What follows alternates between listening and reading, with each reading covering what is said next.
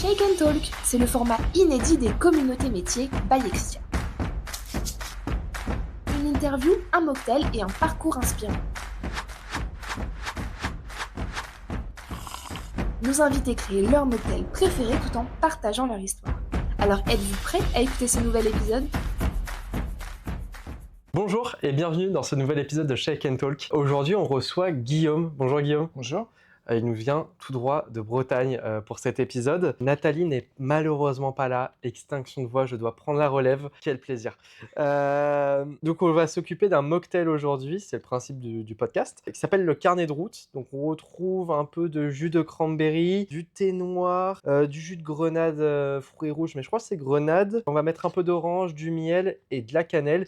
Et le but, c'est que ça fasse un peu un cocktail avec plusieurs saveurs, à la fois du sucré, amer, agrumes, et vraiment se retrouver sur un cocktail où on a l'impression de voyager. C'était un peu le but. Je pense que la cannelle va être pas mal dans ça. Donc on va voir ce que ça va donner. C'est un cocktail qui te ressemble, Ok. parce que tu es un passionné de voyage. Ouais.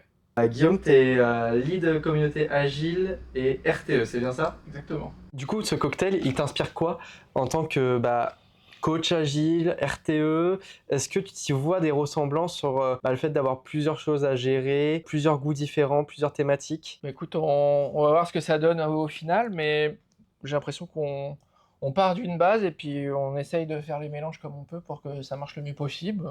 Ce qu'on va essayer de faire. Comme au coaching en agilité. Exactement. Ok, parfait.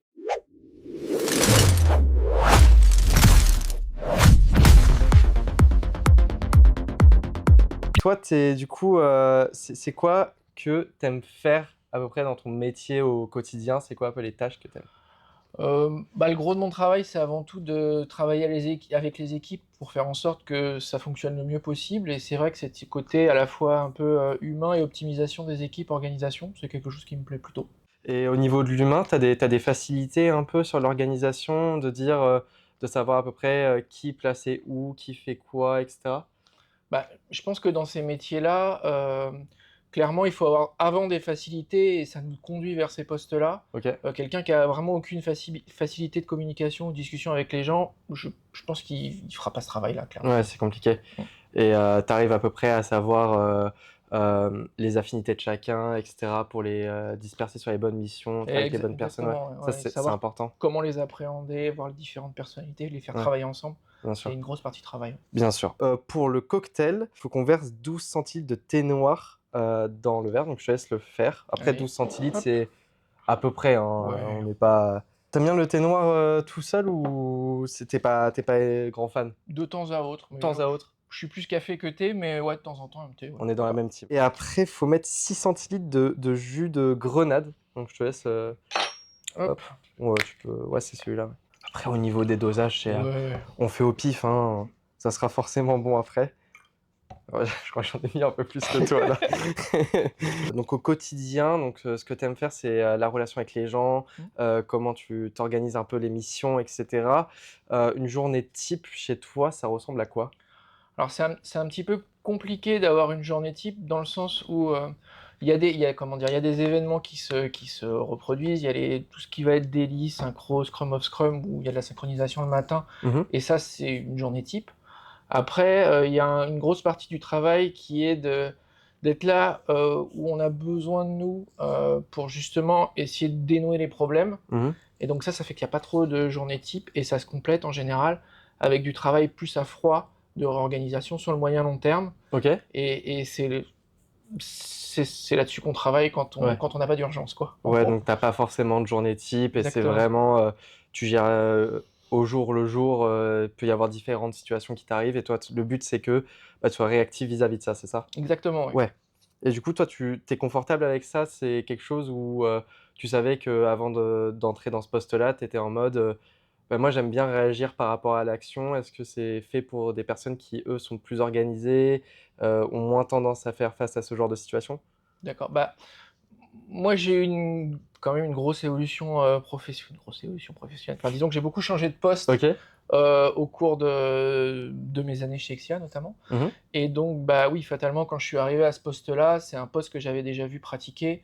Et donc, oui, je savais exactement à quoi m'attendre. Ouais.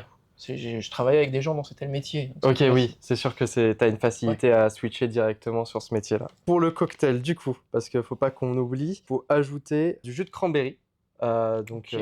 ouais, à peu près 4 centilitres. Mais encore Ouais, une fois, on est sur des on équivalents, va y aller comme ça, hein. oui, Hop! pas mal. Je pense que t'es meilleur en termes de dose que moi. Oh oui, Moi, c'est de loin. c'est compliqué là. Toi, au niveau, du coup, t'es lead agile depuis 2017, c'est ça? Ça doit être ça, ouais. J'avais même pas mon bac. À cette époque-là, j'avais pas mon bac, je crois. Eh ben, écoute, C'est quoi, pour toi, être lead agile? bah, c'est beaucoup de choses, c'est l'occasion de rencontrer des gens avec qui on partage un peu les mêmes métiers, parce que moi je suis lead agile, donc je suis dans les communautés agiles, donc Mmh. il faut voir que de par mon poste, on est souvent seul en mission, OK. dans le sens où il n'y a pas toujours énormément de gens qui font le même travail que nous autour de nous. Et les communautés métiers, du coup, c'est l'occasion d'échanger Mmh. avec des gens qui font le même métier que nous, sur nos problématiques, etc.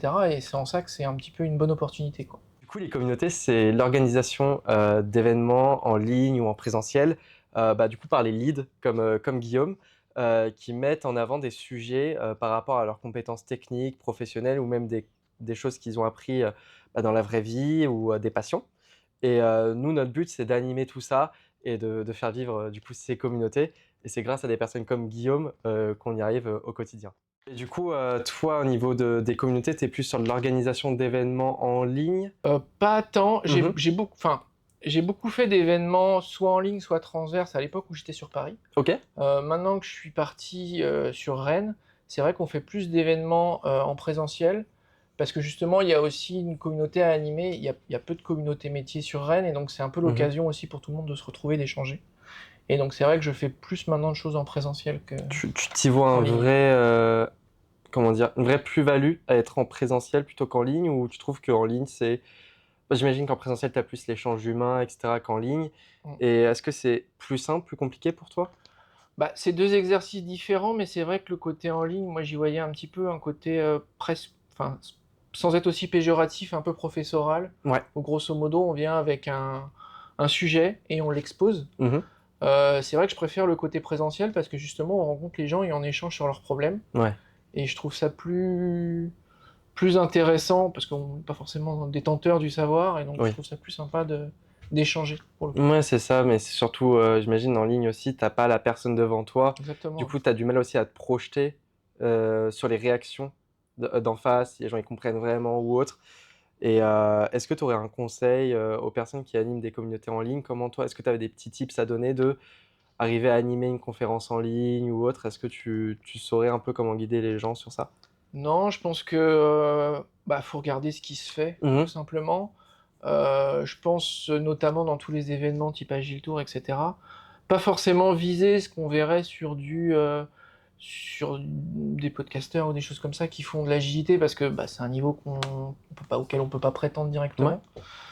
Et surtout, voilà, surtout dans le contexte de l'agilité où il n'y a pas forcément une vérité absolue, plus aller sur son expérience, parce qu'à vouloir, comment dire, donner vraiment le savoir, entre guillemets, on se trompe forcément parce qu'on est Ouais. sur des situations humaines, et d'une personne à l'autre, l'appréhension n'est pas du tout la même, quoi. Puis j'imagine que sur des sujets d'agilité aussi, c'est, surtout, comme on a parlé de la situation, de la mise en situation. Mm. Et du coup, c'est dur de donner un conseil sur une situation précise parce que c'est dépendamment Bien selon sûr. chaque entreprise, c'est différent, les process doivent être différents et du coup, c'est dur de, je pense, se projeter sur des conseils comme ça, non? Ouais, c'est ça, chaque Mmh. entreprise, chaque équipe, chaque personne, chaque physionomie même de travail, parce que c'est principalement des gens qui travaillent dans l'informatique, mais il y a différents métiers d'informatique, c'est trop vague en fait Ouais, pour c'est avoir des vaste. grandes réalités, quoi. Ouais, c'est ça. Trop intéressant. On va revenir au cocktail.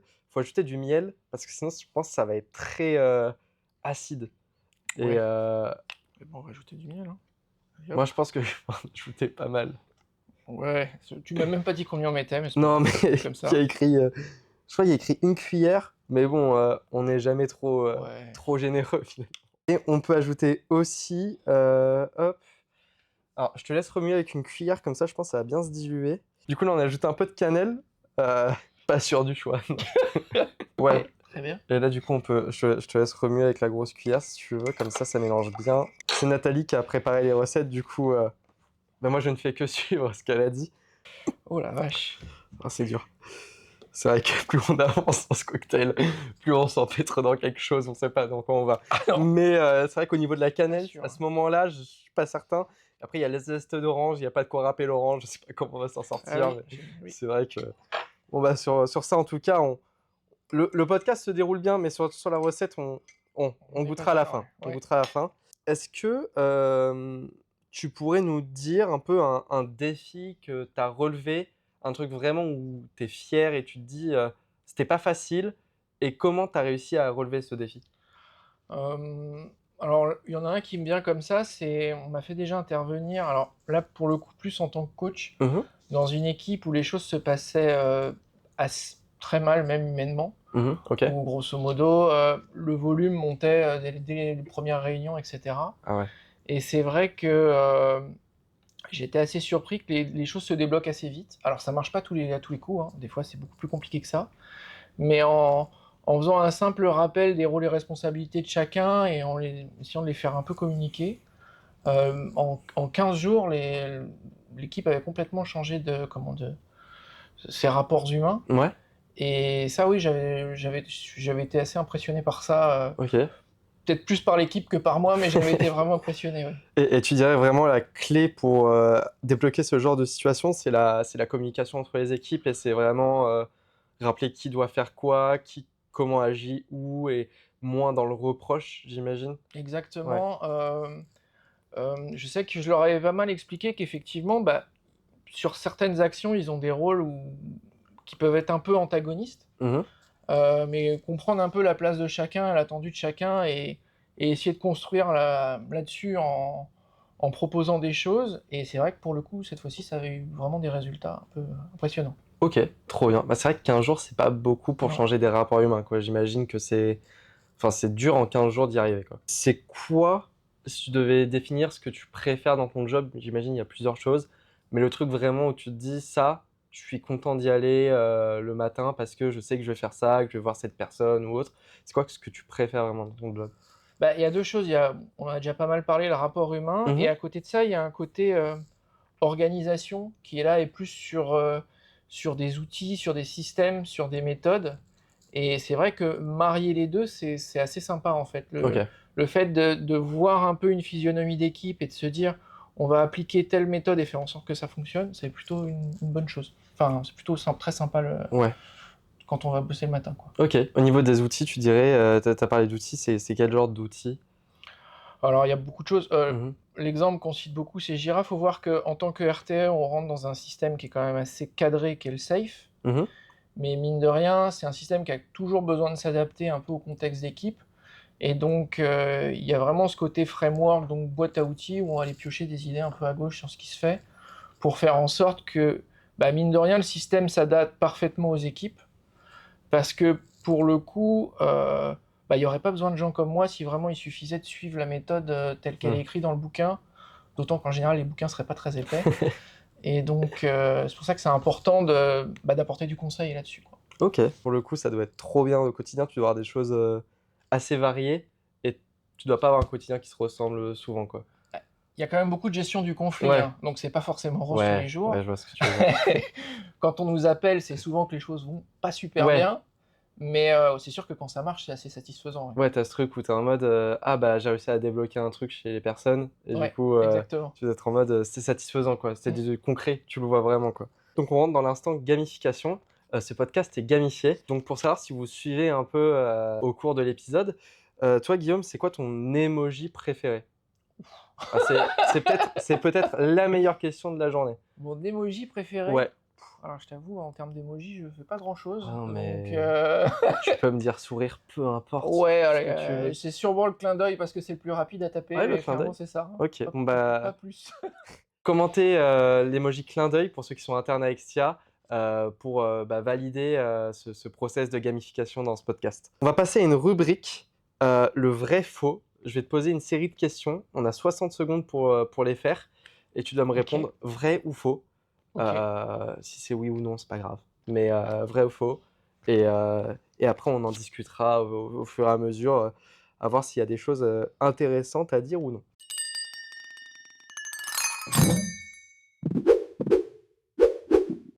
Je démarre. Attention. Vas-y. Attention. Le métier de RTE, c'est comme être chef d'orchestre, mais avec des musiciens qui n'ont pas tous la même partition. Vrai. Tu es agile dans ton quotidien? Oui, vrai. Ton métier, c'est 10% de stratégie, 90% de diplomatie pour que tout le monde avance dans le même sens. Vrai. Tu penses que le manifeste agile est plus inspirant que certains grands auteurs de philosophie? Oh, faux. En 12 ans chez Extia, tu as connu plus de bureaux différents que de pays visités. Faux. Faire vivre une communauté, c'est parfois plus difficile que de traverser une frontière sans visa. Vrai. Tu as organisé plus d'apéros agiles que de voyages. Faux. Ok. Voyager à sac à dos dans des pays peu touristiques est le meilleur entraînement pour gérer l'imprévu en entreprise. Faux. Tu possèdes beaucoup d'appareils photo? Vrai ou faux? Vrai. Allez, vrai. Ton sac à dos pèse plus lourd en matériel photo qu'en vêtements quand tu pars en voyage. Ouais. Ok, je rebondis. C'est marrant. Ton sac, parce que moi je suis un peu aussi dans la photo, le matériel photo c'est hyper lourd. Oui. Et toi, tu pars avec quoi en voyage généralement Alors j'ai diminué Ouais, parce qu'au départ, quand on fait de la photo, on achète plein de trucs et on veut tout emmener. oui. Aujourd'hui, bon, j'ai encore un réflexe et 2 objectifs, mais bon, tu comptes 1,5 kg par, donc vite à 6 ou 7 kilos. Ouais, trépied et tout, Ouais, j'imagine aussi, ouais, exactement, c'est ouais. sûr. Et t'as dit que t'as visité plus de pays que de bureaux. Ah oui. C'est quoi ton top 3 pays préférés que t'as visité? Alors, top 3. Je dirais qu'il y a le Chili, Ok, il y a l'Inde et il y a le Kyrgyzstan. ok. Ah, c'est hyper réparti sur la carte au final. Ouais, plutôt, ouais. C'est pour ça que t'aimes on va dire ce triptyque, parce que c'est pas du tout les mêmes cultures, j'imagine. Il y a C'est ça, ouais. ouais. Le Chili est sorti hyper rapidement.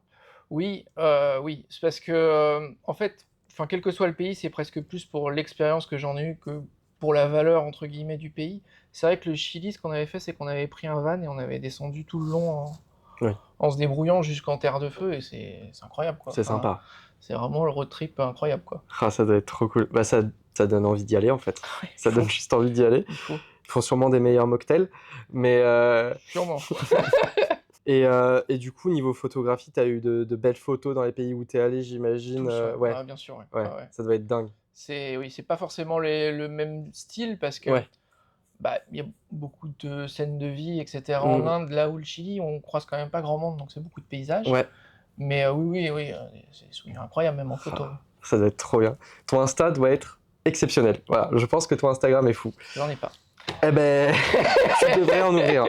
Ouvre-en un, partage tes photos. Moi, je mettrai mon like partout Ok. sur toutes les photos. Du coup, t'es allé dans pas mal de pays.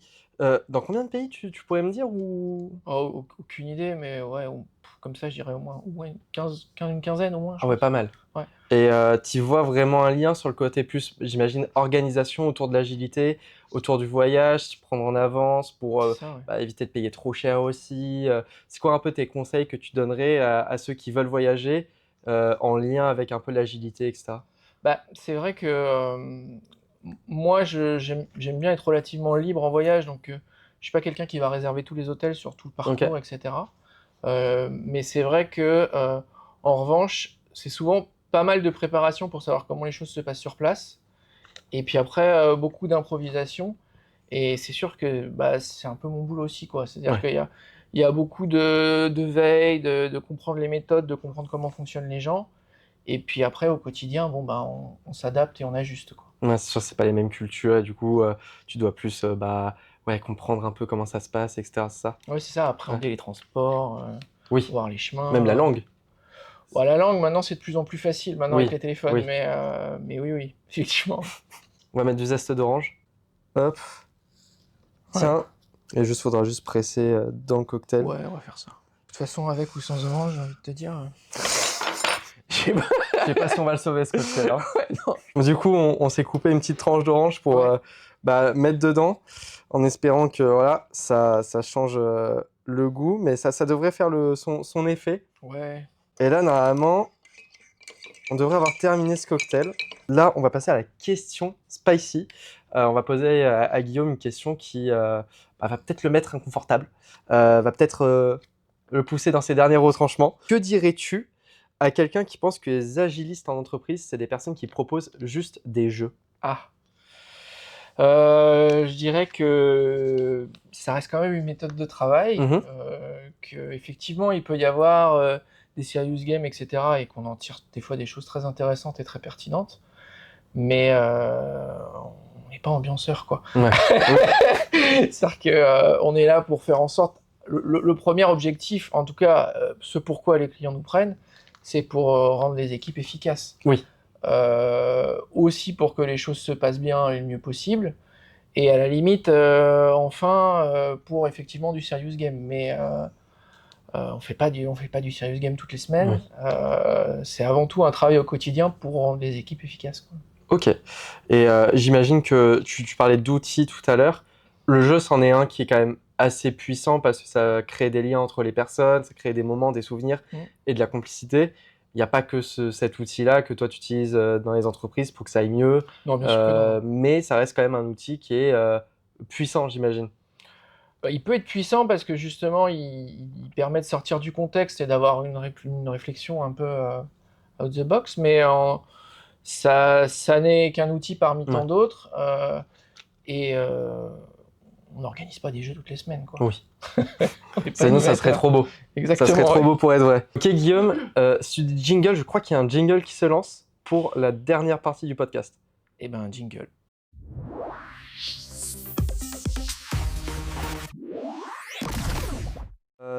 Du coup, on est sur la note pro, donc c'est un peu le mix entre ta vie perso, ta vie pro, et vraiment des questions qui touchent à ta sensibilité, à tes passions, mais aussi à ta vie pro.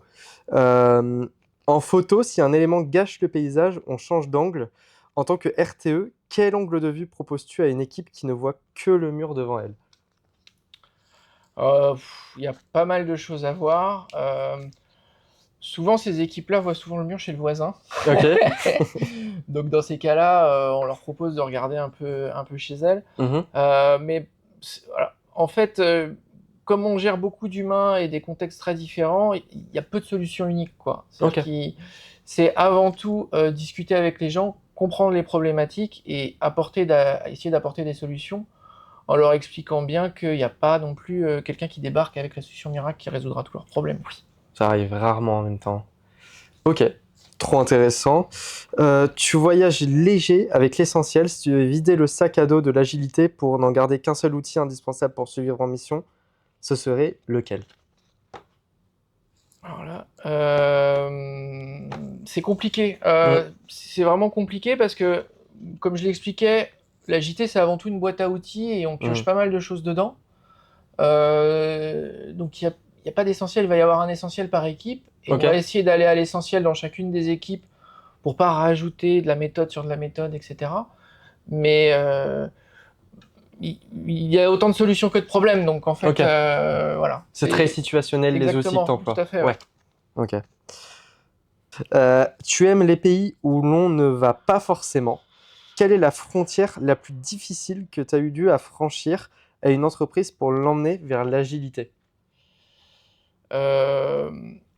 Il y a un sentiment de défiance qui peut arriver dans les équipes. Moi, ce que j'explique beaucoup au sein des comètes, parce qu'il y a beaucoup de gens qui viennent me voir, qui sont pas forcément des agilistes, qui sont devs, etc., et qui me posent un peu ce type de questions. En tant qu'agiliste, on a la chance qu'on vienne nous chercher, c'est-à-dire que les gens qui viennent nous chercher sont déjà convaincus, sinon ils prendraient pas des agilistes. Mais après, encore faut-il convaincre le reste de l'équipe, et c'est en ça que ça peut avoir un peu une peur du changement qu'il faut affronter de temps en temps. Est-ce que des fois tu stresses avant de rentrer dans certaines équipes en te disant, je sais pas, tu peux avoir peut-être une peur de, c'est bête, mais c'est rentrer dans un nouveau travail, tu peux avoir peur de rentrer dans une nouvelle équipe parce que c'est un environnement nouveau. Est-ce que toi, ça t'arrive ce genre de choses ou tu es plutôt à l'aise sur ce genre de situation? Non, pour le coup, pas d'arriver dans une nouvelle équipe. Ok. Parce que, enfin, je sais pas, je crois que j'aime bien ça, tout simplement. Ouais. En revanche, quand des fois on sait qu'on doit amener une équipe quelque part et on sait que ça va être compliqué, et là c'est sûr qu'il y a un peu d'appréhension sur comment amener les choses pour les pousser dans une direction où ils voient pas l'intérêt ou des choses comme ça. Sachant que bon, le premier objectif c'est quand même toujours de s'adapter à ce qu'il y a en face, mais des fois les équipes elles ont aussi besoin d'être accompagnées, quoi. Ouais. Ok. Et Tu le sens directement que ça va être compliqué avec certaines équipes? C'est des choses que tu arrives à sentir maintenant ou ça peut arriver qu'au bout d'un certain temps, tu commences à te dire ah, là, il y a un sujet qui bloque, ou c'est directement, tu rentres dans la pièce et tu sens un peu l'environnement et tu arrives à te dire ah, ça va être un peu difficile, tu vas y arriver parce que tu es l'un des meilleurs, mais ça, tu le sens ou pas ce genre de choses maintenant avec l'expérience? En fait, maintenant, en fait, les équipes pensent parfois avoir vraiment eu des problématiques qui leur sont très propres, mais Mhm. finalement, il y a quand même beaucoup de choses qui reviennent très Mhm. souvent. Et souvent, sur un entretien ou une discussion avec un client, à partir du moment où on décrit le contexte, tu commences à voir un peu les problèmes récurrents qui viennent naturellement une organisation d'équipe crée toujours à peu près les mêmes problèmes en Ok. fonction de son organisation, quoi. Ouais, il y a des schémas qui se Et répètent. donc, ouais, on Ouais. sent un peu venir les choses, des fois. Ok. Ok. Ouais, j'imagine, c'est ça que, certes, ton expérience aussi, de comprendre un peu comment ça va et du coup, tu arrives à débloquer plus rapidement les situations, quoi. Bah, ça aide Ouais. un peu, ouais. Ouais. Et si tu devais prendre une photo de tes 12 ans chez Extia, elle ressemblerait à quoi cette photo? Difficile, hein? C'est compliqué parce que en plus, moi, j'ai eu 2 vies chez Exia, une sur Paris et une en Bretagne. Je sais pas. En fait, m- moi, pourquoi ça fait autant de temps aussi que je suis chez Exia, c'est parce que Exia, c'est une société qui m'a accompagné à la fois dans mes changements de carrière Mhm. et dans mon changement géographique. Donc, ce Ok. serait difficile de faire une photo, Ouais. vu que ce qui caractérise tout ça, c'est plutôt l'évolution, en fait. Donc, du changement, donc quelque chose de pas figé du tout. Ok, ouais, je vois. Ce serait plus une vidéo, du coup. Possible, ouais, exactement. Un Après, une vidéo timelapse, de un truc 12 comme ans, ça, ouais. c'est long. Mais un timelapse, c'est facile. Ouais. On est face à une situation professionnelle qui va changer. Mhm. On le voit avec l'arrivée de l'intelligence artificielle, le télétravail qui est arrivé, qui repart, qui va peut-être revenir. Euh, une volonté aussi de nouveaux travailleurs qui rentrent sur un marché du travail qui correspond peut-être plus forcément à leurs besoins. Est-ce que toi, tu vois un changement dans le monde de l'agilité en tant que tel? Dans le monde de l'agilité à date, c'est un peu compliqué de répondre parce que comment dire, c'est un secteur qui aime bien se réinventer Ok. tous les 2 ans et brûler ce qu'ils ont fait 5 ans avant. Ok. Donc, mais en revanche, oui, c'est sûr que le télétravail a beaucoup changé les choses parce que les rapports humains ont beaucoup changé avec le télétravail. Il a fallu beaucoup s'adapter par rapport à ça. Mais finalement, ça marche pas si mal. Avec un petit peu de recul, c'est quelque chose qui fonctionne. Pour peu qu'on se croise quand même de temps en temps. C'est mieux. Oui. Et ensuite, sur l'intelligence artificielle, c'est dur de voir venir parce que les clients aujourd'hui en parlent beaucoup, mais les mises en pratique sont quand même un petit peu discrètes, on va dire. Ok. Mais c'est sûr que le besoin d'interaction entre les personnes, il est difficilement avant, même si l'intelligence artificielle réussissait le job, avant que les humains sentent la légitimité de l'IA à gérer leurs interactions, il va peut-être se passer un petit peu de temps Oui. encore. C'est sûr. On aura toujours besoin de cette interaction humaine au travail, quoi. Exactement, ouais. C'est évident et je pense pas que l'IA va remplacer ça, quoi. On ne sait pas à date, mais J'espère pas. faut pas négliger aussi la volonté des gens de pas toujours tout faire en IA. Enfin, je veux dire, Ouais. il y a quand même des gens dans les entreprises qui ont envie d'y rester. Oui, bien sûr. Et donc, ils vont pas forcément signer pour du tout IA tout de suite. Ok, intéressant. Hyper intéressant ta vision sur ce changement un peu d'environnement au travail. On va passer à la dégustation de ce mocktail. Et D'accord. on l'attendait, cette dégustation. Ah oui. Je te laisse touiller, on va goûter. Attention, c'est peut-être la question du podcast. C'est moins pire. Non, c'est pas mal. Ouais, C'est pas si mal. ouais. J'étais pas serein sur Ouais, mes non, appuis. Non, et Là, c'est bien. ça passe, C'est bien, ouais. hein. Ouais, c'est pas mal. Du coup, le cocktail, le nom, pour le rappeler, c'est Carnet de route. Ouais. On a essayé de prendre des épices, du jus de cranberry, etc. Allier plusieurs saveurs avec l'orange, etc. Est-ce que tu trouves que le cocktail, pour le coup, te ressemble? Ouais, carrément. Le côté carnet de route, en plus, c'est quelque chose qui me parle. Et donc, Ouais. ouais, c'est très sympa. Ok, trop bien. Mais en vrai, on sent Je sais pas comment dire ça, mais le cocktail, j'ai pas l'habitude de boire ces goûts ensemble. Ouais, Tu vois ce que je veux dire? La cannelle dedans, c'est pas mal. j'avoue, et la cannelle dans les cocktails, j'en prends pas beaucoup. Surprenant. Mais ouais, c'est très sympa. Surprenant. Mais moi, je vais remettre des épices dans mon cocktail. Merci de nous avoir écoutés pour ce podcast de Schenkel Talk. On vous retrouve le premier lundi du mois à 17h pour l'écoute du podcast. Merci de nous avoir regardés. Merci Guillaume. Merci. Hyper enrichissant comme entretien. Et vous retrouverez évidemment votre Nathalie préférée la prochaine fois, car c'était ma seule émission. Bonne journée.